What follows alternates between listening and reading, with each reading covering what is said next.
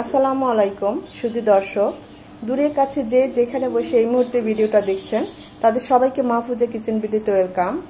আজ পাকা আমড়ার ভর্তা করব বা আমরা মাখাবো, যে যেভাবেই বলে। দেখতেই পাচ্ছেন কতটা লোভনীয় হয়েছে। ঝালটার মিষ্টিটা বলছি না, যে যেমন পছন্দ করেন ওই অনুযায়ী বাড়িয়ে কমিয়ে নেবেন। যারা ঝাল পছন্দ করেন আরেকটু বাড়িয়ে নেবেন, বা কম খেলে আরেকটু কমাবেন, বা চিনিটা যারা পছন্দ করেন না অ্যাভয়েড করবেন। তো খুবই মজা হয়, দেখতেই পাচ্ছেন কতটা লোভনীয় হয়েছে, অসম্ভব মজা হয়। একবার হলো ট্রাই করবেন এই ভর্তাটা,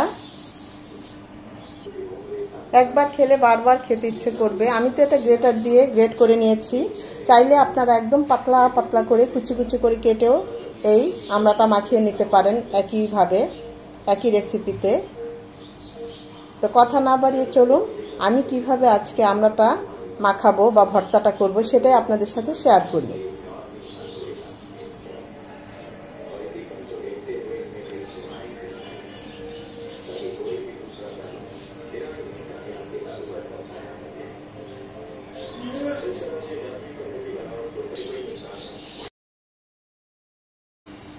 আমরা মাখা বা আমরা ভর্তা যে যেটাই বলে সেটাই করব। সেজন্য আমি একদম বাত্তি বাত্তি আমরা বাজার থেকে কিনে এনে তারপর ঢেকে রেখেছি যাতে একটু পেকে যায়। আমার কাছে পাকা আমড়াগুলো খুব বেশি ভালো লাগে, আমি এরকম পাকা আমড়া বেছে বেছেও কিনে নিয়ে আসি।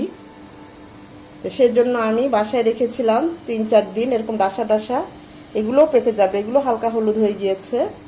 এরকম যখন পেকে গিয়েছে এগুলো দেখবেন মাখাটা খেতে, এমনিও খেতে, যদি আমরা এমনিও ছিলে খাই আমড়াটা খুবই মজার এই পাকা আমড়াগুলো। সেজন্য বাড়তি আমড়া লাগবে এই পাকাতে গেলে। তো সেরকম কিছু আমরা নিয়ে নিয়েছি, ৬টা আমরা নিয়েছি। এই ৬টা আমড়ার আমি আমরা মাখা বা আমরা ভর্তা করব। প্রথমে আমরা মাখা বা আমরা ভর্তা করার জন্য যা লাগছে, কাঁচা পাকা আমড়া বা পাকা আমড়া বা একদম কাঁচা বাত্তি আমড়া, সেটা তো লাগছেই। আমি এখানে 2 চামচ চিনি নিয়েছি, বাচ্চারা খাবে, চিনি ছাড়া খাবেই না। আমি তো চিনি দিলে না দিয়েও খাবো, কারণ এটা এমনিতেই মিষ্টি পাকা আমড়া। লাগছে সাদা লবণ, বিট লবণ হাফ চামচ নিয়েছি, কাঁচা পাকা মরিচ কুচিয়ে নিয়েছি, একটা শুকনো মরিচ নিয়েছি। ঝালটা যে যেমন পছন্দ করেন ওই অনুযায়ী নেবেন। আমি একটা নেব, এখান থেকে একটা বা দুটো নেব। এই লাগছে মোটামুটি, আর তেমন কিছুই লাগছে না আমরা মাখা বা আমরা ভর্তা করার জন্য। আমড়াগুলো আমি পিলারের মাধ্যমে এভাবে ছিলে নেব।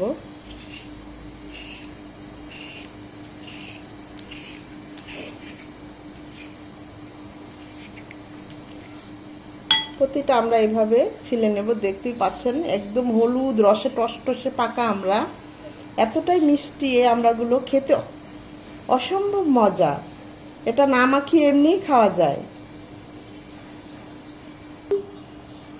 সবগুলো আমরা পিলার দিয়ে ছিলে নিয়েছি। এত সুন্দর একটা পাকা আমড়া সুঘ্রাণ বের হয়েছে না, বলার মতো না। একদম রসে ভরা, ছোট বাবু তো এখনই খেয়ে ফেলতে চাচ্ছে।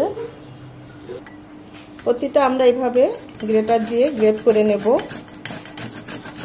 ছোট ছোট করে একদম পাতলা পাতলা করে কেটেও নিতে পারেন, সেটাও খুব ভালো হয়। তবে গ্রেট করে নিলে আরো ভালো হয়, অনেক মজা হয়।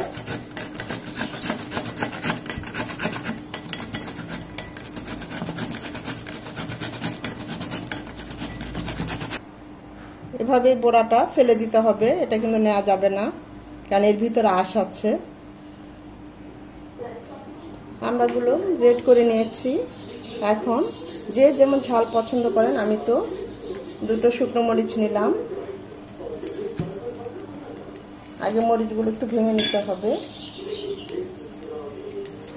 সাথে একটা কাঁচা পাকা মরিচও নিয়েছি, সেটাও দিয়ে দিচ্ছি। ফ্লেভার টেস্ট খুবই ভালো আসবে। বিট লবণ, সাদা লবণ হাফ চামচ করে নিয়েছি।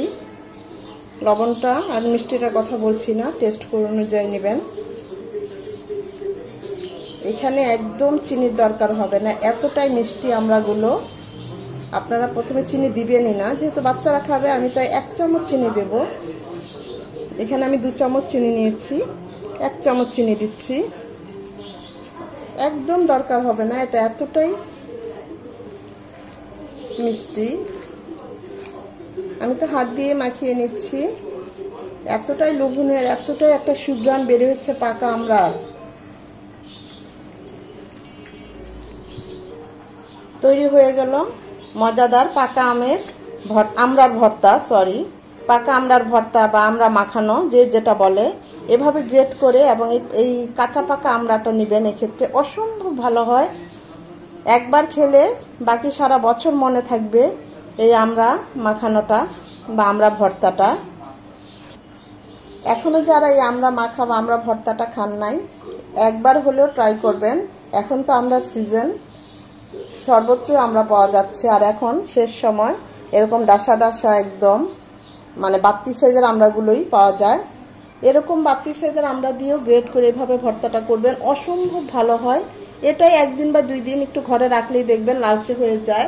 আবার ওদের কাছেও এরকম লালচে বা পাকা আমড়া পাওয়া যায়। তা আশা করি আপনাদের আজকের এই ভিডিওটা ভালো লেগেছে। যদি ভালো লেগে থাকে অবশ্যই একটা লাইক দিবেন, কারণ এই লাইকটা পরবর্তী ভিডিও করতে আমাকে উৎসাহিত করে, সাহায্য করে।